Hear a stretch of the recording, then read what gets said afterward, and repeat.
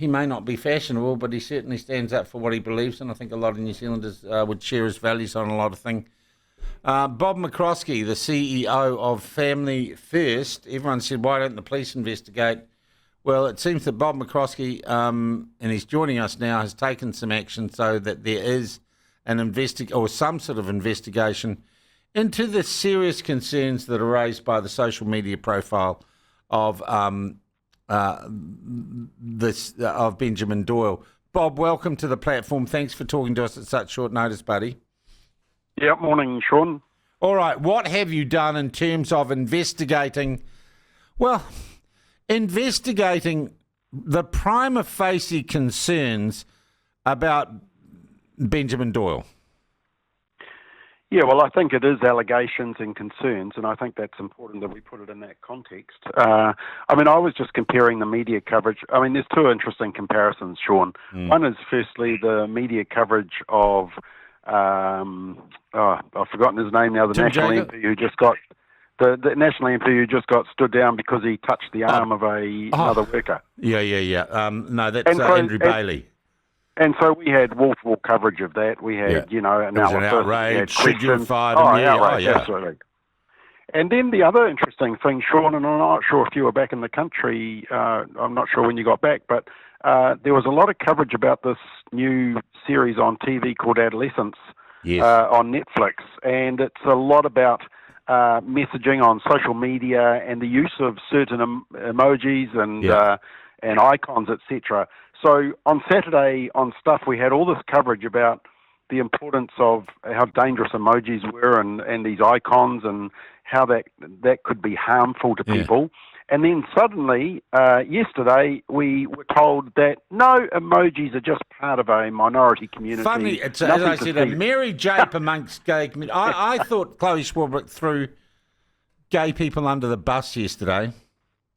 Well, I was watching the commentary on X, and there were, people from the LGBT community that were not happy that they were being aligned with these types of labels and with the bussy word but look, I think we need to take into account that also Benjamin Doyle previously worked for the AIDS Foundation, which is now the Burnett Foundation. They were the ones that put up the anal sex posters outside dairies that we got managed to get pulled down, and so there's this kind of and the Burnett Foundation's government funded, taxpayer funded, isn't it, largely? Absolutely, and politicians are government funded as well by us. So we're paying for all this type of stuff. But look, there are some questions to be asked. I think that what I found interesting yesterday, Sean, was that the media spent 3 days not talking about it, and then virtually within an hour, they all came out with the same angle that he was the victim. We talked about it as soon as we could get Winston on. We were into it.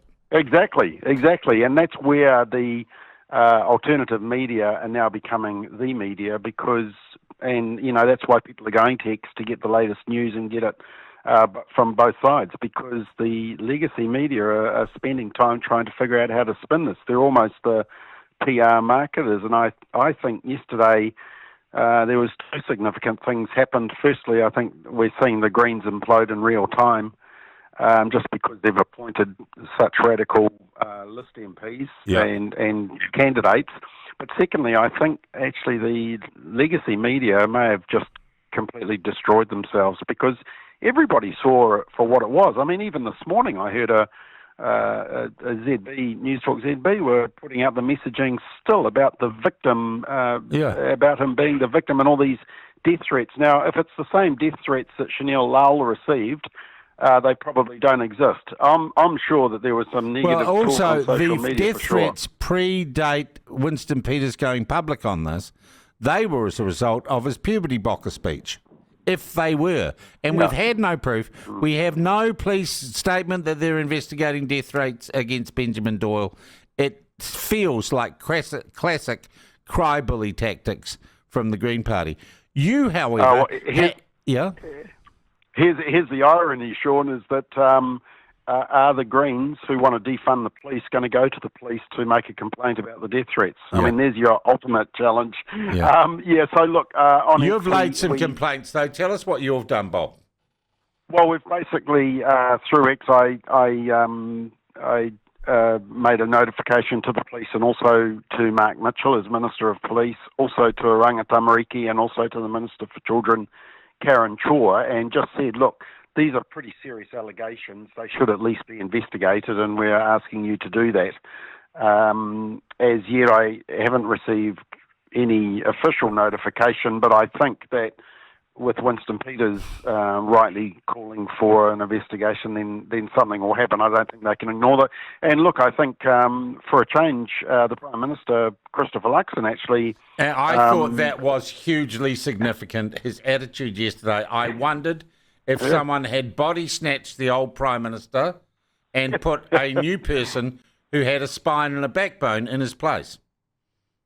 Well, I don't think he had any option. Everybody can see it for what it is. The only people that seem to think that there's a victim here is Chloe and Marama. And the media. Yeah. Yeah.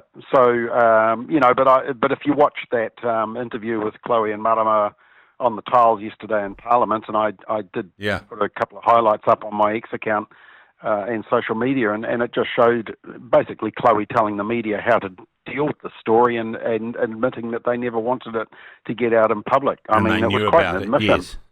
Yeah. So, look, we've made the complaint. If there was an innocent explanation here, wouldn't this guy, Benjamin Doyle, just front the media and explain it away? Well, as you know from media, Sean, one of the things they say that is in a situation like this, the first thing